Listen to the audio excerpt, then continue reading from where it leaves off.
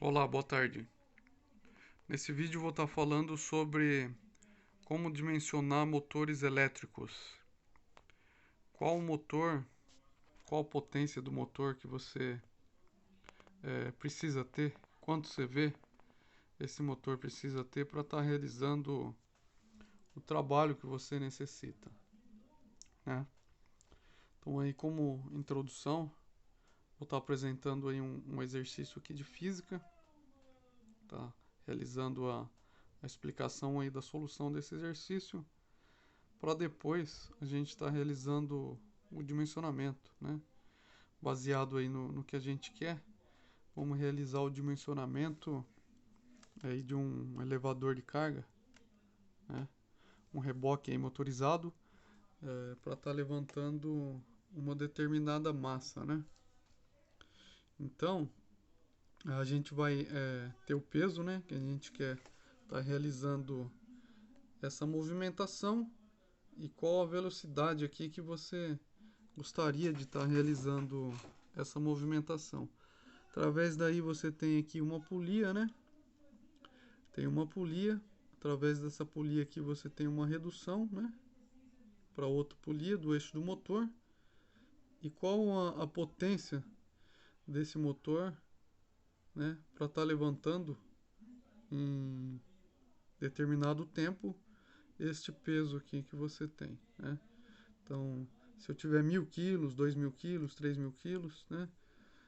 Qual a redução que eu devo usar nesse motor aqui e qual o tempo que eu vou ter, né? Então, lembrando aqui que qualquer motor aqui que eu colocar, ele é capaz de estar realizando este trabalho aqui. Se eu tiver 10.000 quilos aqui e eu colocar um motor de 1 CV, eu consigo realizar a movimentação dessa carga aqui. Porém, o tempo vai ser muito reduzido devido à redução de velocidade, pois deverá aumentar aqui a polia, né? Então, o tamanho é limitado. Então, qualquer tipo de motor, ele realiza qualquer trabalho, mas o tempo será maior, né? Porque potência, ela é o trabalho sobre o tempo. Então, quanto menos potência você tiver, maior o tempo que você vai ter. Então, com certeza você quer estar com uma carga aqui, você não quer ficar o dia inteiro, né? Para estar realizando esse trabalho. Você quer ele rápido, não muito rápido também, para que sua carga não venha cair, não venha ocorrer um acidente. Então, você vai estipular aqui a velocidade que você quer, né? Para estar realizando essa velocidade, você não vai estar comprando um motor muito grande, né? Para não estar gastando dinheiro no seu orçamento e nem também um motor tão pequeno que ele irá sobrecarregar e não será capaz de estar realizando este trabalho. Então, vou estar mostrando aí nesse vídeo aí e talvez em outro aí, se der, né? A gente vai consultar aí a tabela. Vou mostrar como está consultando os dados de motores, né, da WEG, como está localizando aí o torque de cada motor, né? Ele fica meio aí escondido. Então, para cada tipo de trabalho que você precisa de um torque, né? E através desse torque aí, como escolher a potência do motor em cavalos ou em quilowatts, né? Então, através desse exercício aqui, ele vai elucidar bem este conceito, tá ok?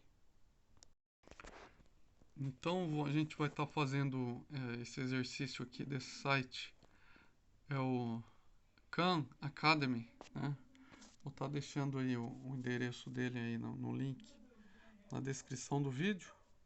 É um site muito bom, tem vários artigos aí para estar estudando de engenharia elétrica, assuntos de elétrica, de física, né? Então, para não estar perdendo tempo aí, a gente vai estar fazendo esse exercício aqui já pronto e depois um outro exercício aí para estar corrigindo aí o nosso projeto devido ao motor não se encaixar aí perfeitamente nos dados do exercício. Então aqui a gente tem um motor a gasolina produzindo 150 Nm de torque a uma velocidade rotacional de 300 rádios por segundo. Ele é usado para operar um guincho e levantar um peso. Conforme mostrado na figura 6, o tambor do guincho tem um raio de 0,25 metros e é ligado ao motor através de uma engrenagem de redução de velocidade de 1/50. Qual massa poderia ser levantada com esta configuração? Assuma o guincho estando em equilíbrio rotacional, a massa se desloca com velocidade constante. Então a gente tem aí esse sisteminha, né? Aqui o raio do guincho é 0,25 metros e o torque do motor é 150 newtons metro. E a velocidade do motor, né, rotacional, ela é de 300 rádios por segundo. Então, como está solucionando aí, descobrindo qual a massa que esse motor aí a gasolina com esse torque ele tem capacidade de levantar, né? Qual a máxima massa? E também qual a velocidade, né? Que esse motor aí ele pode estar realizando esse trabalho. Então ele é muito fácil, tá? Para quem já conhece os conceitos de física. Se ele tem 150 newtons-metros de torque nesse eixo e a razão da redução é de 1/50, né? O que acontece? Esse torque aqui vai ser 50 vezes, maior do que o torque aqui, né? Então, se eu tenho aqui um torque de 150 Nm, né, basta eu multiplicar o torque aqui por 50. Esse torque aqui nesse eixo será de 7.500 Nm, né? Então, se eu tenho 7.500 Nm transferido deste eixo aqui para esta polia, 7.500 newtons. Agora eu posso calcular este momento aqui, a força, né? Por quê? Eu tenho aqui que o torque é a minha força, né? É a força que eu tenho aqui, vezes essa distância aqui, de 0,25, né? Então, a minha força vezes esse 0,25 é o meu torque que foi transferido para cá, de 150 para 7.500. Então, basta fazer a fórmula aqui, né? Fórmula do torque. Então, como a segunda polia é maior, eu sei que ela reduz a velocidade, né? A velocidade é reduzida 50 vezes a menos, porém o torque ele é aumentado em 50 vezes também. Então, por isso a vantagem de estar usando a polia, né, o aumento, devido ao ganho de torque, né, pois senão deveria ser usado um motor de muito maior potência, né, que gastaria mais e também ficaria uma velocidade muito alta, né, para estar realizando a movimentação dessa carga.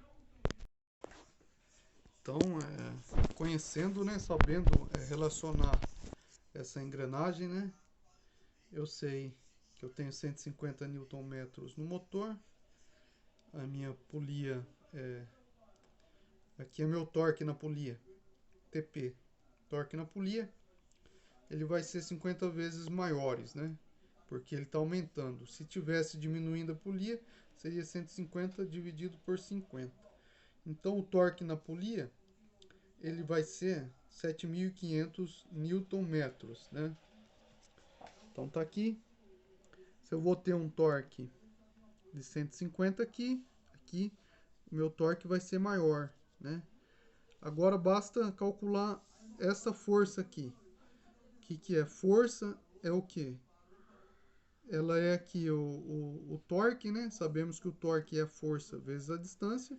Então, a força será o torque, né? Que eu tenho aqui de 7.500, dividido por essa distância, ok? Entenderam? Então, já tenho o torque nesse motor aqui. O torque multiplicado por 50, aqui para essa polia. Pois esse eixo aqui, ó, esse disco 0,25, ele, no caso, é 50 vezes maiores do que esse eixo aqui. Por isso que está com a relação 50 por 1. Né? Então, o ganho de torque é 50 vezes, né? A redução de velocidade é 50 vezes, ok? Velocidade é 300 rádios, né? Dividindo por 50. Aqui a velocidade aqui são 6 rádios, ok? Então, depois disso, na próxima pergunta, a gente vai estar calculando a velocidade dessa massa aqui. Então, como o torque aqui foi multiplicado, né? Multiplica o torque. Tem o torque aqui no eixo do motor. Multiplica o torque aqui. Encontrou esse torque de 7,5. Agora vamos encontrar a força, né? O que acontece aqui, meu torque aqui 7,5. A minha força é o torque na polia dividido pela distância dessa polia. Tá ok? Então essa força ela é 7,5 dividido por 0,25. Tem uma força de 30.000 nitros, 30.000 newtons aqui no eixo da polia, que é a capacidade dessa força aqui. 30.000 newtons. Então qual que seria o peso? Agora basta converter. 30.000 newtons, né? Qual que é o peso, qual que é a massa, né, desses 30.000 newtons. Então, se peso é igual a massa vezes a aceleração, né? Força-peso é 30.000 newtons. Eu sei que a minha aceleração é 9.806, né? 0,81, já arredondando. Então, agora é só fazer aí a mudança. E tenho aí que a minha massa é 3.058 quilos.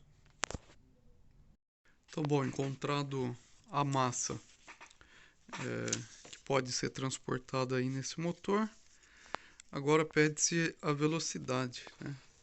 Como encontrar a velocidade? A velocidade, como a gente sabe, ela vai ser reduzida, né? Como eu tenho uma redução aqui de 1 por 50, se eu tenho 300 aqui, então eu tenho 300 dividido por 50, eu sei que aqui eu tenho 6, né? Uma velocidade de 6 rádios por segundo. Pegando essa carga, então essa velocidade ela está em angular, tá? Velocidade em angular. Você tem que saber converter de angular para linear, né? O que acontece? Essas velocidades angulares, ela poderia ser em três formas. Ela pode estar em rádio por segundo, no caso como foi o exercício deu. Ela poderia estar em rotação por segundo ou em rotação por minuto, né? Você tem que saber fazer a conversão. Então, conhecendo a velocidade aqui nesta polia de 6 rádios por segundo, pois ela foi reduzida 50 vezes. Como saber a velocidade aqui, linear? Como fazer a conversão dessa velocidade aqui angular, né, 6 rádios por segundo, para metros por segundo, uma velocidade aqui linear, né? Então, o que você tem que saber? Você precisa saber aqui o eixo, né? Tamanho, comprimento desse eixo, né? E então conhecer o perímetro total aqui desta polia, né? Então, qual que é o comprimento total dela aqui? Usando a fórmula 2πr, né? Eu sei o comprimento total aqui. Em cada volta que ela deu aqui, qual que é o comprimento. Se eu for pegar em linear, eu conheço aqui, né? Por exemplo, se eu tenho um eixo aqui, uma polia aqui, que eu sei que ela tem, se ela tivesse exatamente 1 metro aqui, ó, eu sei que cada volta que ela desce, ela seria 1 metro, né? Que ela teria aqui de linha aqui, que eu enrolaria 1 metro nela aqui por 1 segundo. Então seria 1 metro por segundo. Basta eu fazer isso aí. Eu conhecer aqui qual que é o perímetro total dessa minha roda e quanto tempo ela está rodando, né? Então vamos fazer essa conversão aqui. Eu vou mostrar quando se realiza a conversão de rádios para segundo, né? Tá aqui. Eu tenho 6 rádios por segundo. Eu quero converter ela para outras velocidades angulares, né? Para a gente estar podendo aí estar realizando os outros exercícios e também para a rotação por minuto, que é um outro tipo de rotação aí, velocidade angular. Então, se eu tenho aqui 6 rádios por segundo, tenho aqui o círculo aqui, né? Eu começo aqui. Então, quer dizer, cada volta aqui ela é 2π, né? Em radianos. Isso aqui é a fórmula em radianos, a figura para radianos. Então, o que acontece? Eu tenho 6, né? O 6 está mais ou menos aqui. Aqui é 6,28. Então, quer dizer que em 1 segundo, essa minha polia aqui, em 1 segundo, ela completou quase uma volta, né? Esse é o tempo dela. Ela não chegou a completar uma volta. Sendo que essa polia aqui, ó, em 1 segundo, ela deu 300 rádios, né? O que é esse 300 rádios aqui?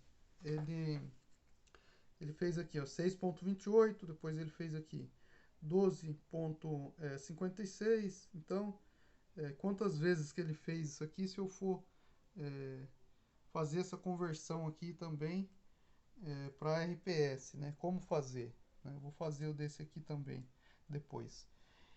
Então basta saber isso aqui, né? Não basta decorar alguma fórmula para você chegar lá, você tem que saber fazer isso aqui, ó. Na hora você faz esse desenho aqui e realiza a conversão para RPS ou para RPM. Às vezes o exercício da RPM você volta aqui para RPS e para radianos por segundo. Então você vai fazer aqui, ó, ele deu 6, né? Então 6 está aproximadamente aqui, ó. Quantos RPS é? Basta eu dividir, né, por 2π. Caso se ele tivesse dado aqui, ó, 2π, né? Ou seja, 6,28 rádio por segundo, né? Seria igual uma volta por segundo, né? Ou seja, 6,28, né, dividido por 2π. Então daria 1. Então, sempre para passar aqui de radianos para RPS, né, é dividir por 6,28. Então eu encontro isso aqui, ó. 6 dividido por 2π dá isso aqui, 0,95, ok? Essa aqui é a volta que ele deu por segundo. Então, se fosse por minuto, né? Quantas voltas ele daria por minuto aqui? Então, ele faria isso aqui 60 vezes, né? Você multiplica por 60 e encontra aqui o valor do RPM, ok?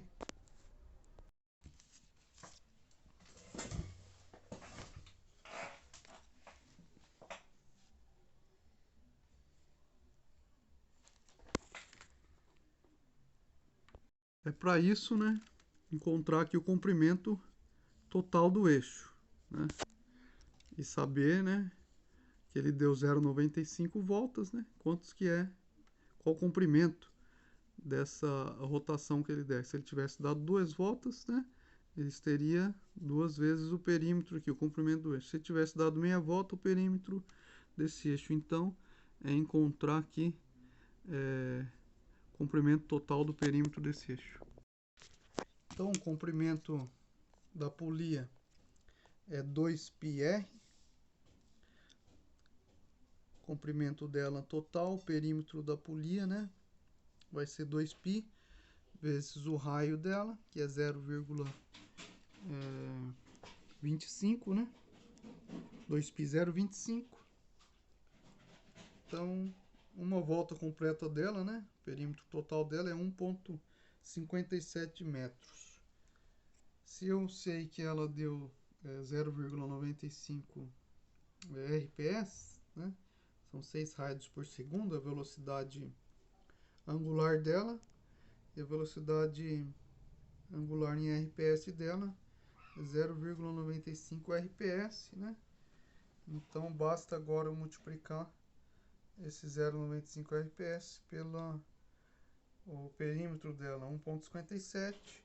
Dessa forma eu passo a velocidade para linear, sendo a velocidade 1,5 metros por segundo. A resposta B, então, seria isso aí. A velocidade da carga, aqui